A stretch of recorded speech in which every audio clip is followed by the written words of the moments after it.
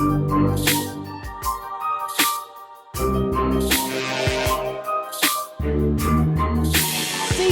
Invasion, Marvel's Secret Invasion, season finale, which better be the series finale because I don't see the point in having a season 2.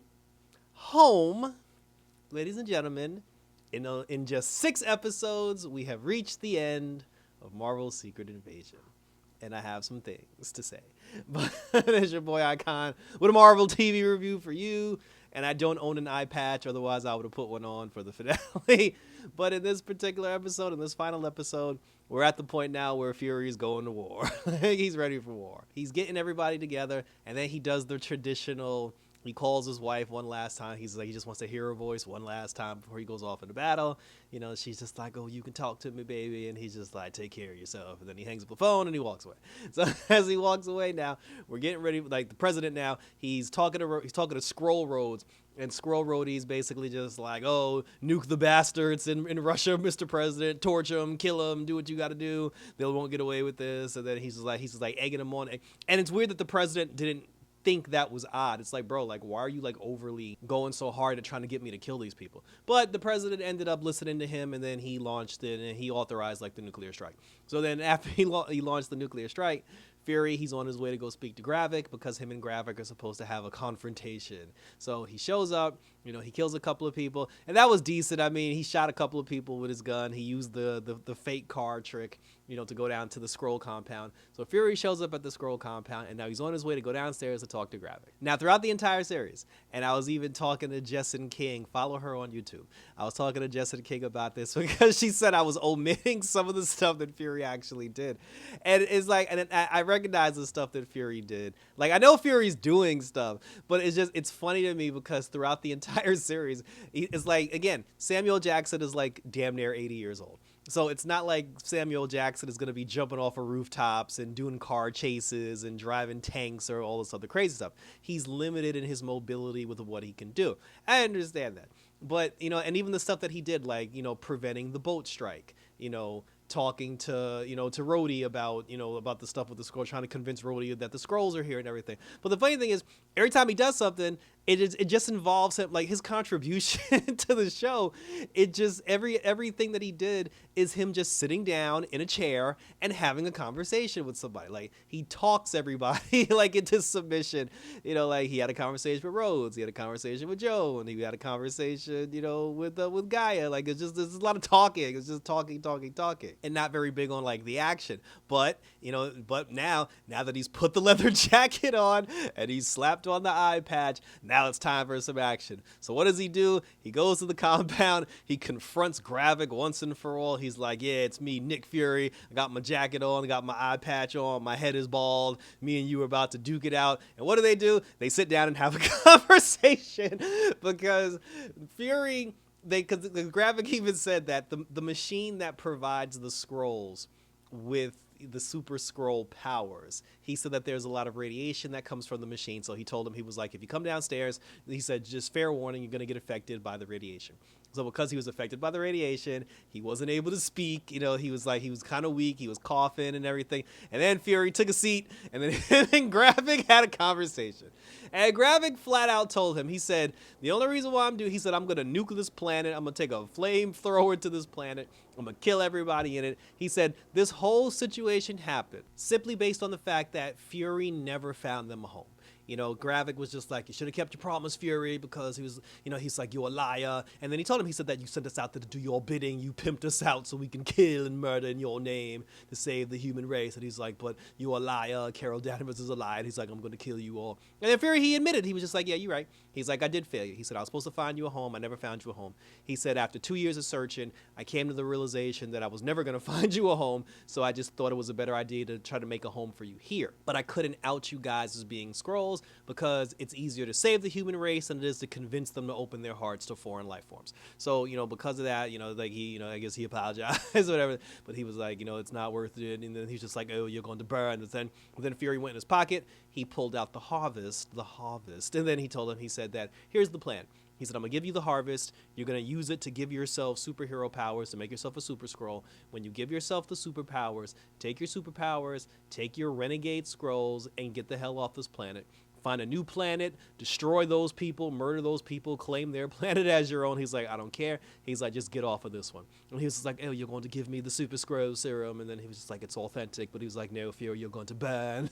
He's like, everybody's going to burn for this. He's like, you all paid the price. So then he takes the super soldier serum, aka the harvest, and then, he does what he does. He puts the serum in the machine. So now both he and Fury are standing in the machine. And the whole time I was just like does the machine not affect humans? I guess the way the machine was designed, it was designed to only affect Skrull DNA. So if Fury stands in the machine, like nothing would happen to him because he's not a Skrull. Because I'm just like, isn't Fury gonna die if he's actually standing in there with him? So then Gravik uses the machine, he uses the harvest, he gives himself superpowers, and now that he has full-blown 100% grade A superpowers, he gets ready to kill Nick Fury, and Fury puts his hand up and stops him from punching him, and then we find out that it's not Nick Fury, it was Gaia in disguise all along, and because Gaia was standing in the machine with Gravik when he did the whole experiment, now both Gaia and Gravik have super soldier powers. And that was a nice fake out. That was actually a nice fake out, because I guess the person he called when he was just like before he left the gravesite, he was just like, oh, it's time to go to work. I guess it was Gaia that he called because he hatched this whole plan all along. So now Gaia has power, he has power, and that was pretty dope. They even told you the names of a lot of the Avengers that they got the DNA samples from, like Gamora, Drax, obviously Groot, Carol Danvers, Captain Marvel, the Hulk, like you saw all their powers, because when Gravik and Gaia were having their fight, they were going back and forth between certain powers. You saw, like, I think they even got powers from either Loki or the Frost Giants, because one of them was able to turn, like, Gaia turned her hand into an ice pick at one, like, to like an ice stalagmite at one point. So I was just like, and then when she did that, I was like, who the hell had ice powers? But I was like, no, but it couldn't be Loki, because Loki wasn't at the Thanos battle. So I don't know where they got the ice power from. Like, it either came from Loki or a Frost Giant, but I don't know where the ice powers came from. If you know where the ice powers came from, let me know in the comment section down below. So they are going back and forth, and then in the end, Gaia was just like, oh, you killed mommy and daddy, and she's like, you're going to burn. And then she fought, and she actually punched a hole through Gravik's stomach, and then he was like, you're just like your father. And she's like, no, because I'm no bitch. And she killed Gravik. Gravik's dead, and I'm just like, wow, that ended very quickly. Gaia walked away, after getting revenge for her father and for the Skrull Empire, and she goes off to God knows where. So meanwhile, back at the hospital, because if Gaia transformed into Fury, where's Nick Fury, you ask? Good old Joan, like, I love Joan's character. Good old Joan, she calls Rhodes, Skrull Rhodes, and then she was just like, oh, Fury's on his bloody way, to kill the president. And then he was just like, how? He was like, we got Secret Service. And she was like, the Secret Service doesn't mean bollocks, She's like, you must protect the president. So now Skrull Rhodes, he has the president. He's wheeling the president off somewhere to try to protect the president from Fury. Fury takes out all the guards, all the Secret Service, and then Fury shows up because he sent Gaia to go after Gravik, and Fury himself, because Samuel Jackson can't fight. He ends up going to the hospital where he can just stand in one spot and point his gun at Skrull Rhodes and doesn't have to actually do any physical activity. So he's pointing the gun at Rhodes. Joan shows up, and then she puts the gun in Rhodes' back and puts another one in the side of his head. The president's sitting on the flatbed, and then now everybody's trying to convince the president. Rhodes is just like, oh, kill Fury, he's a traitor. Fury's whole thing is like, oh, this is a Skrull, Rhodes is a Skrull, and if you go forward with this nuclear invasion, you're gonna kill all the people that he has trapped under that compound. The president's standing there stuck on stupid because he don't know what to do, and then Fury came up with like the greatest logic of all time. He's just like, look, I'm telling you he's a Skrull, he's telling you it's a lie. At the very least, for the love of God, delay the nuclear strike. Press the pause button, verify my story, and if I'm lying, then you can take me to jail and you can do whatever you want. But he's like, for the love of God, bro, just make the call.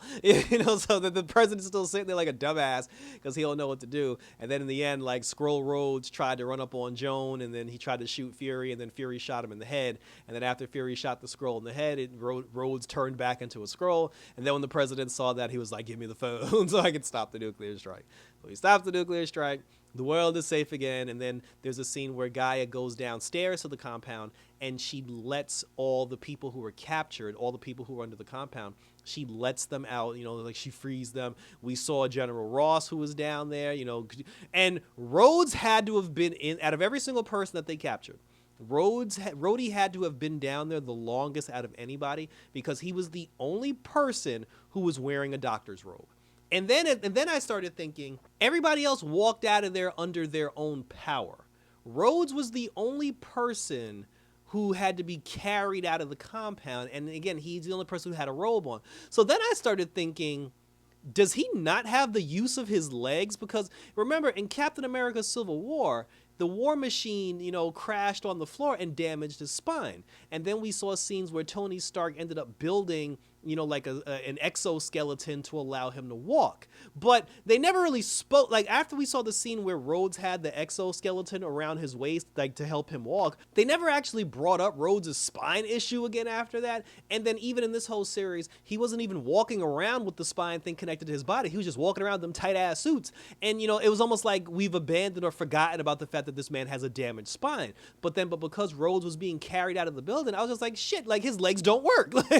like I don't think so. Now we need to figure out, at what point did they grab him? Did they grab Rhodes before Tony Stark put the exoskeleton on him? Like, at what point was Rhodes actually captured, and maybe he had the exoskeleton on him and they removed it when they put him in stasis, so now he's just being carried out because he can't walk? Like, the spinal aspect of Rhodes needs to be explained, because I don't think I missed anything, but it just boggled my mind that he was the only one who had to be carried out and everybody else walked out under their own power. Because remember, the boy ain't got no damn legs and he has a damaged spine. But anyway, so she freed everybody, and then everybody, they're on their way back to link up with their families and their loved ones, and Fury's like, the world is safe again. No Maria Hill, which was very disappointing. I'll get to that in a moment.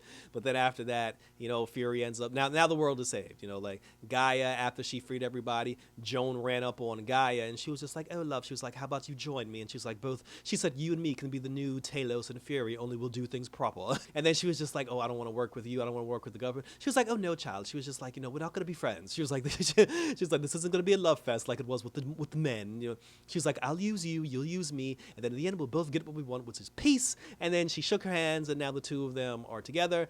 Gaia now works for the British intelligence. She works for the British government. She works for Joan, who is a certified badass. And I'm like deadass, like, I actually would like to see a series with Joan and Gaia doing like British intelligence shit, because I think that would be pretty ass dope. And then Fury, he goes back to his wife's house, and he's just like, yo, babe, I'm going back to outer space. Why don't you come with me? She said no. And then he turned around, and he's like, well, when you change your mind and decide you want to forgive me, then come holler at a brother. So he's on his way back to outer space. He's going to Agents of Sword base. When he's walking to the base, because they're going to send like a pod down to pick him up. Right before they sent the pod to pick him up, then the wife showed up at the last minute, and then she was just like, I think I will come with you, whatever the case may be. And then he said, because he told her, he said that they were able to communicate with the Kree Empire, and the Kree Empire said that they're willing to talk about peace. And she was just like, oh, she's like, the Kree's doing peace. She was like, no, that's weird. But then he said, come with me to outer space. I mean, I assume that's why she showed up. I assume she drove all the way there to go with him. So the fact that he even asked her to come, I thought was weird. But then he was just like, come with me. And then she said that she'll come with him to outer space to broker peace between the Skrulls and the Kree. But then after that, she's going to come back to Earth because she built a life there, and, her life is there or whatever. Then she turned back into a Skrull. She said she's going to use her Skrull name because the president basically waged war on the entire Skrull Empire. And I agree with Fury, the president's a dumbass for that, because after the whole thing, the president got on TV and he was just like, oh, I was kidnapped by aliens. There are Skrulls among us, and we know who you are. We know how to find you, and it's war, you sons of bitches. Like, we're going to kill you all. And then even Fury called the president, and he was just like, bro, he was like, I was on your side until you gave that dumbass speech. He said, not only did you put a target on the backs of the Skrulls who are our allies, you put a target on regular human beings, because they showed like these radical groups, like these crazy radical groups going around killing people that they suspect are Skrulls, but they were also killing people who they thought were Skrulls who weren't Skrulls. So like, normal people were dying, Skrulls are dying because this dumbass decided to declare war on the Skrull Nation. And then the president told him straight up, he was like, yo, you want to save the Skrull Empire? Get them the hell off my planet, which is what he was supposed to do from Jump Street. So then after that, then, like, the wife was just like, she was like, we'll do this together. And then they kissed. She turned back into a Skrull because she was just like, do you love me for me, or do you love me for the face that I had on? And then he was like, girl, I love you for you. And then they kissed. They both got in the pod. The pod closed. They flew up into outer space to go back to the Sword base. That's how the series ended, and thank you for tuning in. So, one thing I will say, I thought it was a huge mistake for them to give us the Marvels trailer. They gave us 2 Marvels trailers because the Marvels TV series, I think, comes out in November. You should have never given us a trailer for the Marvels that shows Nick Fury in the trailer.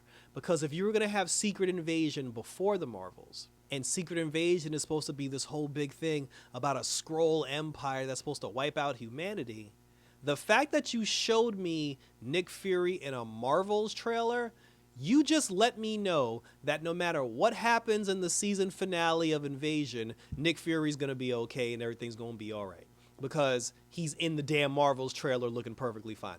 And that was a mistake. Like, you never should have did that. Second of all, I'm not a fan. Like, the Skrull invasion is a very big deal. Like, the Skrull invasion isn't something to be taken lightly. I always thought it was awkward that they were giving us Kang the Conqueror and a Skrull invasion at the same time. Because I'm like, these are 2 very big stories. Like, you can't have these 2 stories going on at the same time. And then the Skrull thing just ended up being some random 6-episode arc. Like, honestly, the Skrull invasion should have been a movie.